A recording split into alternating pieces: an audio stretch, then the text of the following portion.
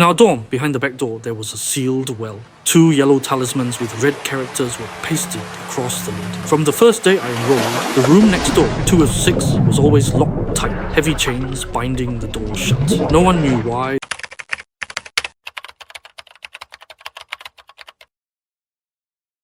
This story was submitted by a fan named Qian Xia. We'll call him Xiao Jun. The year was September 2018, his first year of high school. The first encounter on registration day, Xiao Jun wore slippers. While running, one slipped off and landed by the dorm's back door. When he bent down to fetch it, he noticed a welded shut well in the corner. That would have been normal to prevent accidents, except it bore 2 yellow talismans. He loved old Chinese zombie films, so he recognized them instantly. He leaned in to study the symbols when a harsh voice barked behind him. "What are you looking at? Stay away!" It was the dorm warden, suddenly looming at his back. Fierce, angry. He drove Xiao Xia off. The boy walked away, baffled.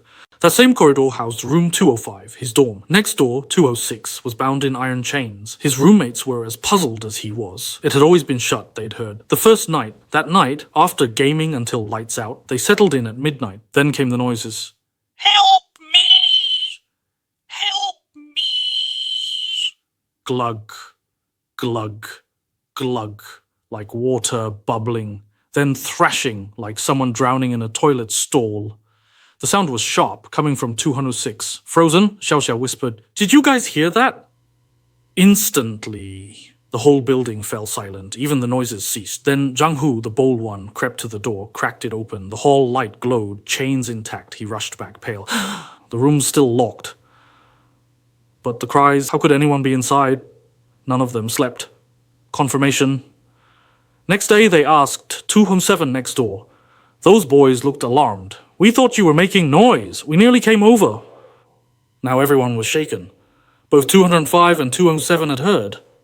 The door was locked. The room, inside, pitch black. So who cried for help? They begged the dorm warden to explain 206. He snapped, "Don't ask. You'll only bring trouble on yourselves." The senior's secret still unsatisfied, Xiao Xia posted online. A senior, Brother Chao, replied in private. He'd graduated 5 years earlier. Back then, 206 housed students. One boy, Xiao Jun, quiet and withdrawn. One stayed behind while classmates were in class. That afternoon, he vanished. Surveillance showed him walking stiffly to the back door. Like sleepwalking. The well was open then. Without hesitation, he climbed and jumped in. The chilling part? The audio recorded his scream. "Help me! Someone's pulling me down!" Police called it suicide. But that night, his roommates dreamed the same dream. Xiao Jun's waterlogged face hovering by their bedsides. "Why didn't you save me?" Chao himself woke terrified, needing the bathroom. Too scared, but his bladder won. As he flushed, he glanced at the drain. A pale face stared back, the same drowned face from the dream. He staggered out, barely able to walk. The next day, everyone compared notes. Their dreams matched. They fled to off-campus rentals. The school sealed room 206 and welded the well shut. Rumor was the thing inside the well had dragged Xiao Jun down as a replacement. The haunting follows. After hearing this, Xiao Xia begged to transfer schools. But even then, the well began stalking his dreams. Dark, bottomless, always with gurgling water and a voice pleading, "Save me, please." His parents dismissed it as exam stress until he stopped sleeping entirely. Desperate, his mother sought a village shaman. The old woman, surrounded by incense and idols, made him kneel. She chanted in dialect, trembled violently, sweated, eyes rolled back. When she snapped back, she gasped, "What clings to your son is too strong. I can't send it away." She handed him a red-wrapped charm. "Carry this always. For 1 year, stay away from all water, rivers, ponds, even wells." For a year, Xiao Xia avoided water obsessively, even detouring around fountains. And indeed, nothing happened. At year's end, relieved, he went fishing with friends. By a pond stood an abandoned water pump. As he passed, he grew dizzy, faint. He slipped toward the pond. But a friend caught him. That night, fever and delirium struck. His dreams showed the well more vividly than ever, a pale hand stretching upward to seize him.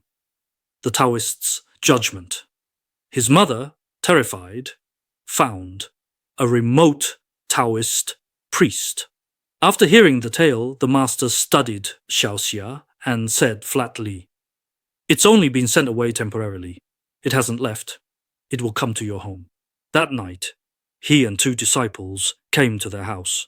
They burned incense, chanted, pasted talismans on doors, balcony, mirrors, attic, the largest they fixed above Xiao Xia's bed. "This will hold it," the master warned, "but it cannot be banished. Tell the boy, in his life, he must stay far from water." Aftermath.